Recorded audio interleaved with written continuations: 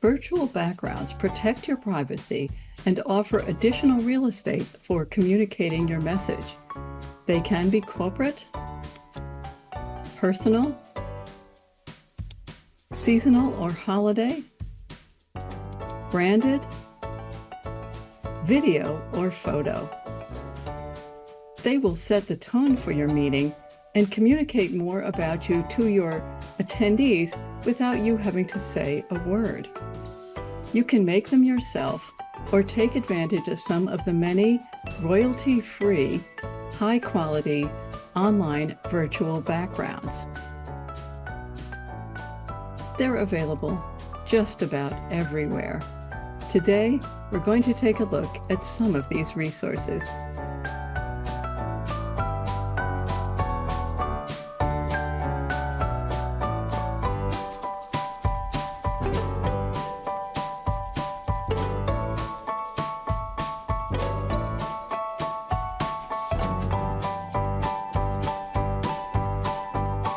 I'm Nancy Mundy. I'm a corporate technology trainer, and I'm here to help you get more capable and more comfortable with the technology that you use every day. Let's begin.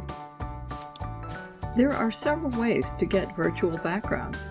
You can create your own using an AI assistant, edit or modify a photo that you have taken, use editing software like Canva or Gimp, or you can download ready-made, off-the-rack backgrounds from a library like Unsplash or find them in a very specific Google search.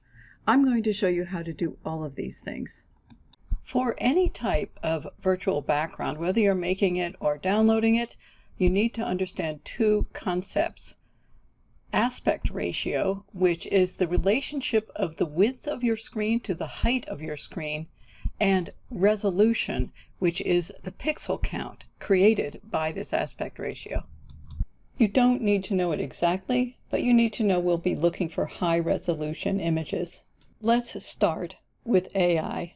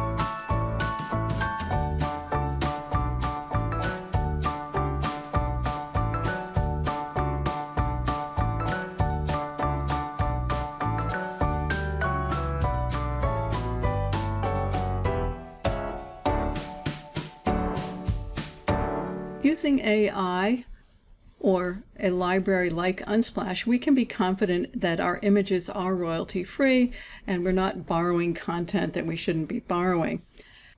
If you want to use Google, make sure that you write in royalty-free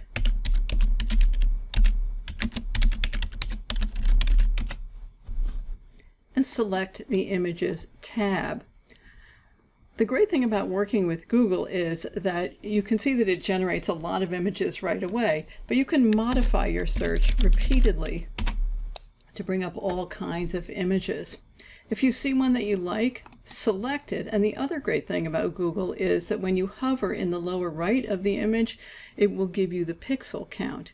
In this case, it's 1920 by 1080, which is exactly the 16 by 9 aspect ratio that we're looking for. Now, if this is the image we're looking for, we can just right-click and save the image. If you want to create your own virtual backgrounds, you might want to start with a program like Canva that has templates, or create your own from scratch using a photo editing program. I'm going to show you how to do that. Then I'll show you how to upload and apply those backgrounds, including using video, and then we'll take a brief look at how to use virtual backgrounds if you're joining a meeting on your phone or tablet. The search term will be virtual background, Zoom. Look for a virtual background that doesn't have the little crown. The little crown means you will pay.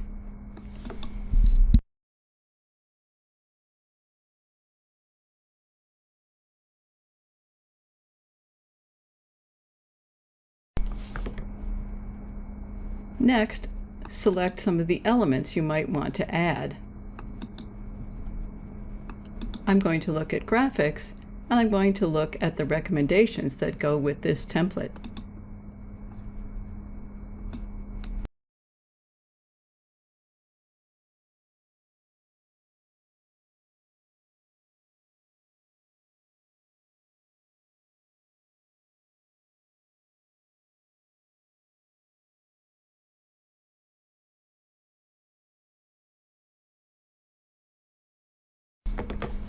And here you can change the text to reflect your organization.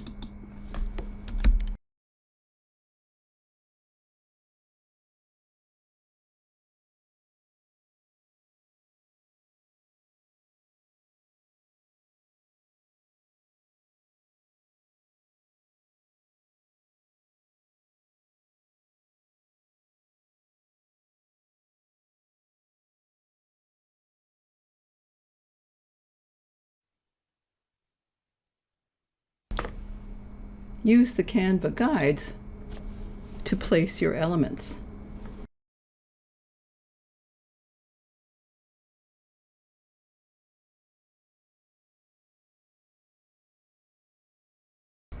If you are comfortable with photo editing and graphic design, you might want to open your favorite editing program and create your very own virtual background.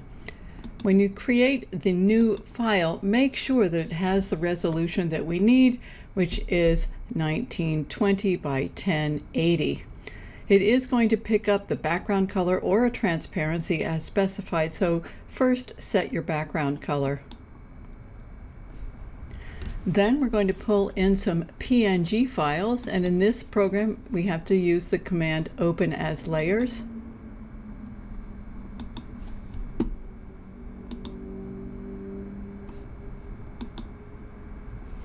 And we want to know how to scale this down. I'm taking it to 30%.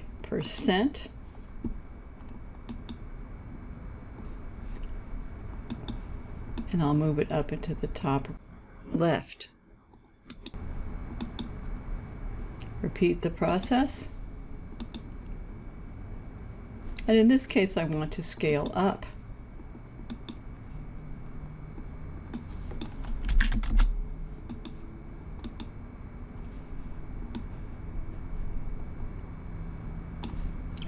I'm also going to use my text tool, set it to brush script,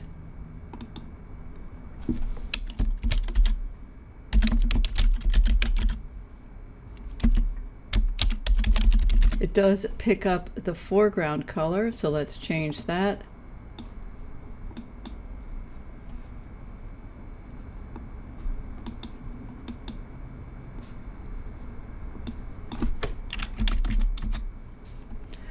Leaving it black at the moment because I'm going to put in a gradient. When I select the gradient, it goes from background color to foreground.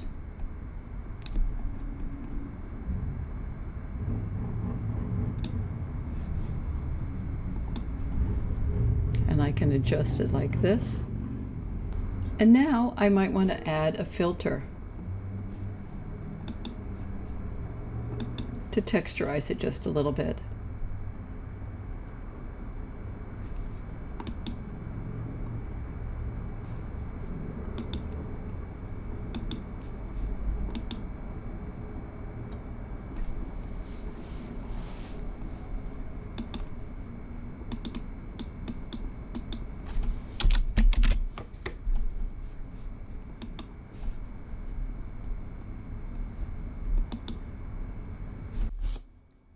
To add, delete, or manage your virtual backgrounds in Zoom before a meeting, you can open the Zoom program and look for the little settings gear. Select Video and Effects and select Virtual Backgrounds. This will tell you which one you've got in use currently. Click on None if you want to remove it altogether. Select a different one if you'd like to use a different one, and if you want to pull in a new one, look for this little plus sign, and as you can see when I hover it says Add Image or Video. Videos should be 5 to 10 seconds long, and they will loop continuously. I keep a folder on my desktop called Zoom Backgrounds. And here's the spring one that we just made. Notice that when you're using text, it appears in reverse, and that is another setting you want to be mindful of. It will appear in reverse to you, but it will not appear in reverse to your audience. And that, if you just scroll up a little bit, you can see there's a setting called Mirror My Video Preview. It used to be called Mirror My Video, and it can be a little confusing. If you uncheck it, you will see it facing forward. If you leave it selected, the purpose of this is so that you understand that when you are in a Zoom meeting, you're basically performing for an audience. If you recall from your childhood theatrical performances, when you're on stage, stage right and stage left are the exact opposite. They are the reverse of what your audience sees. So Zoom is giving you the opportunity to understand and work with that. As I mentioned, you can turn it off altogether. But for many of us trainers and repeat presenters, we like to know that it is going to be mirrored and that the audience is going to see it correctly. So when you see it with text on it in reverse, do not let it unsettle you. Your audience will see it facing forward.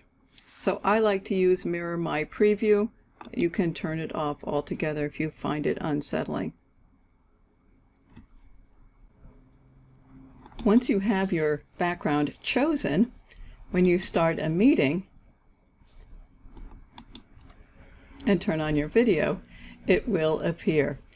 In a meeting, you can also make adjustments using video effects and settings, and as you can see, it does open here on the side. If I select virtual backgrounds, I can change that at will,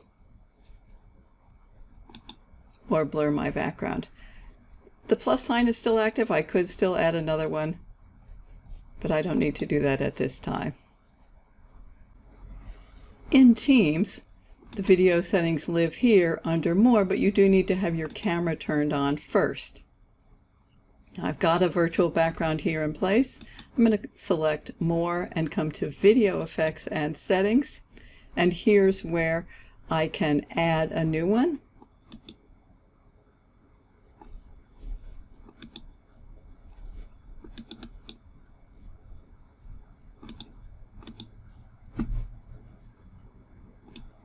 And now that lives here.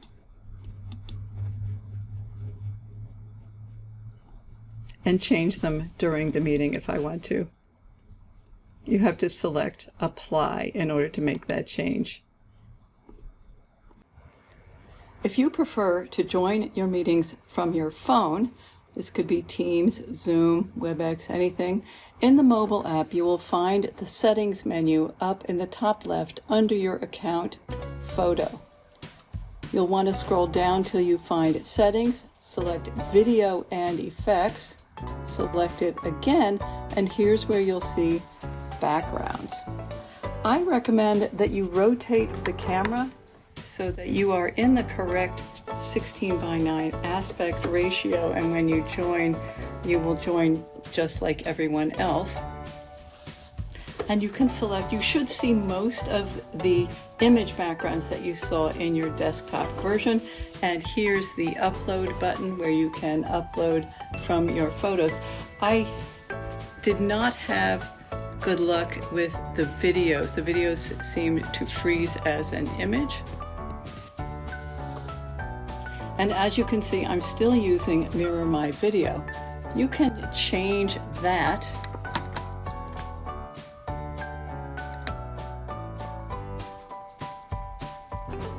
here. Mirror My Video, I turn it off. I rotate sideways. Now, I see exactly what my viewers will see.